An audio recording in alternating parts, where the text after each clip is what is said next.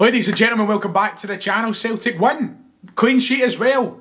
Two words that I haven't used together for quite a while, it seems, on the channel. But we've went into Christmas with a win in the league. We couldn't ask for much more. I was quite sceptical going into it, but it's nice to see us get the job done. Let's break down the game. Let's talk about 3 things we've learned. This is going to be a quick one. I'm due back at work in half an hour.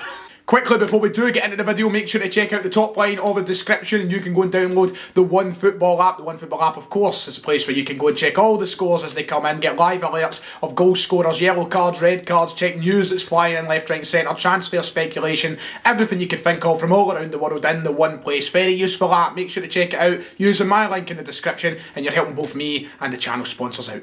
So, Celtic 2, Ross County 0. It wasn't the most pretty game in the world to watch. I'm going to start by saying that. I don't think that it was an entertainment spectacular.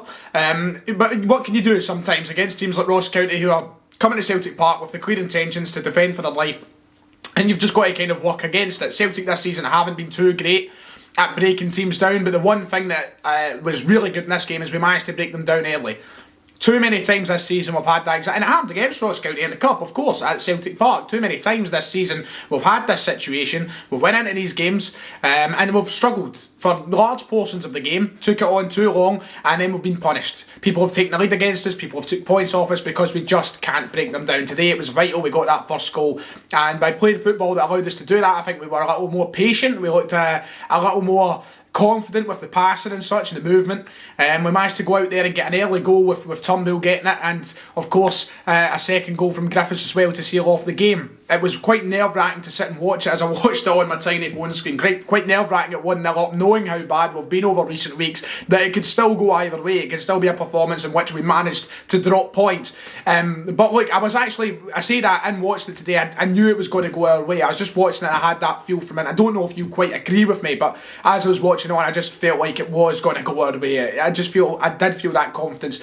There was kind of like a throwback to Brendan Rodgers' time when, you know, we would have this sort of game and we'll just patiently pass that around, making the right changes. We started the right team as well, and of course we'll talk about that. But a lot of things just pointed towards the right direction, and Turnbull's goal was great. Frimpong getting himself down to the byline, good ball in. He has to do that a lot more option. He looked a little more dangerous. A lot of his crosses that we normally see from, of course, come out from very wide, and he struggles to beat the first man, or they just end up nowhere near any of our players, and ruins a good opportunity. But today he took it right over the byline, gets it back for Turnbull.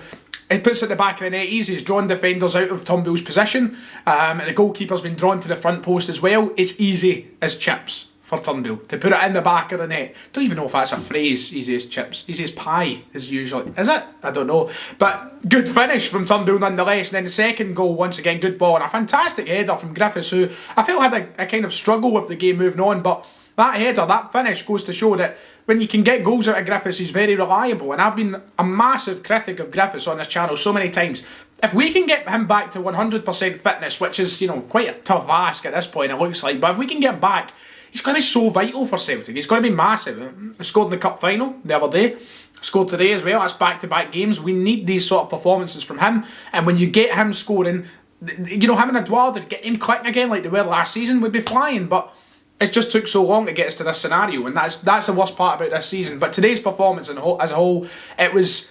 Yes, it wasn't amazing. It wasn't the best thing you're going to see, but I'm just glad we've done it. And the main thing is the clean sheet. Defensively, we were a lot sounder. There was still a couple of dodgy moments earlier on. I think it was Julian with the kind of howler and give Ross Stewart a chance. It was still a kind of rocky patch here or there, but a clean sheet. Another one for Connor Hazard as well to add to his confidence is massive. So I can't ask for much more. Like, if you said to me 3 points and a clean sheet for Celtic today, I would have bit your hand off, because we have to start closing this gap. And of course 16 points going into Christmas is not great. I mean, if you told me that at the start of the season, I would have been near tears, near death perhaps. But we're here now. We have to move on, and hopefully we do kick on, and we need to try and get momentum built now heading into this Old Firm game on the 2nd. So do you know what? 3 points today and a clean sheet is exactly what we're needing, and we're getting there. So 3 things specifically from today's game that we've learned then. What was that? Let me start with the plain and obvious, and let me start with a point which I think can just stretch across 3 in itself. It could literally just clickbait this as the 3 things we've learned and just talk about this. That team that he started today, is quite frankly the team that must be now our normal starting 11, our regular starting 11. It's great. It's fantastic. It's what I love to see. Of course, yes, you can change it up as well. I would say maybe not exactly this, but you're talking very close to it. The fact Griffiths and Edward started today was nice, but if you're playing a 4-2-3-1, which I do prefer seeing Celtic play at this point, then you do kind of need to drop Griffiths out. But Sorrell and Turnbull, the main parts, of course, they need to be the starting players in the middle of the park. Every week, and McGregor, those three, that's it, that's the three. Every day, every game. Just do it. And I know we've been talking about it time and time and time again since they were given that chance against Leo and they went on to impress as well after that. But I think it's just solidified now. How important Turnbull's going to be for Celtic over the next 3 years is massive.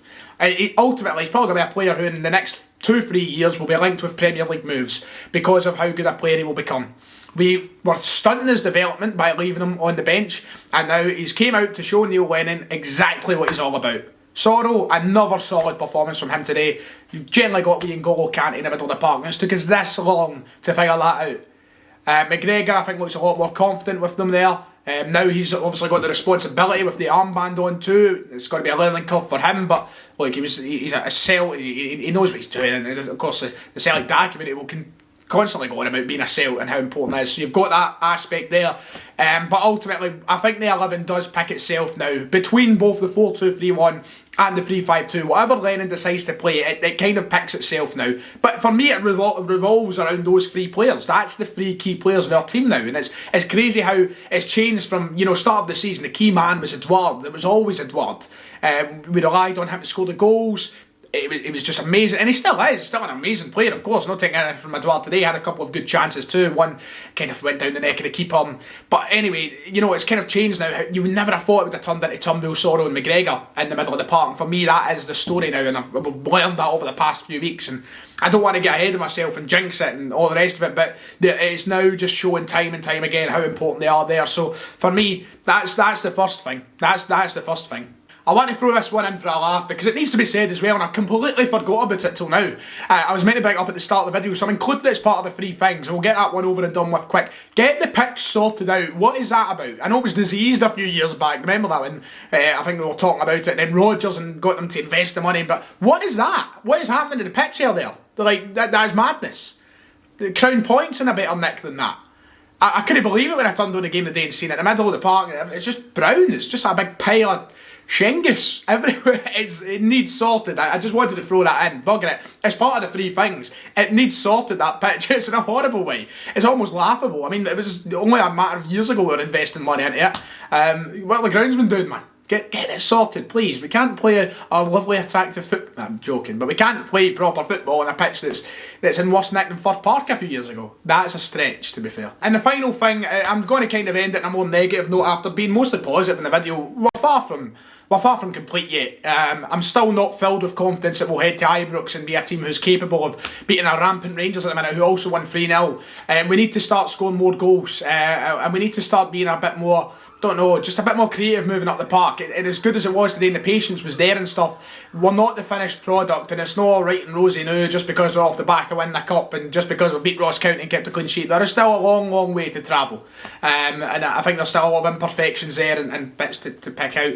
There's a lot of positives in the course with the players like Turnbull and Sorrell and that, but as a team and as a performing team, we need to go along, we need to go further, we need to push ourselves a bit more. And that's it, that'll do it. I'm going to hurry this one up, as I said at the start, I'm sitting here ranting and raving, so like and subscribe, all the rest of it. It was good seeing you, and I'll talk to you next time.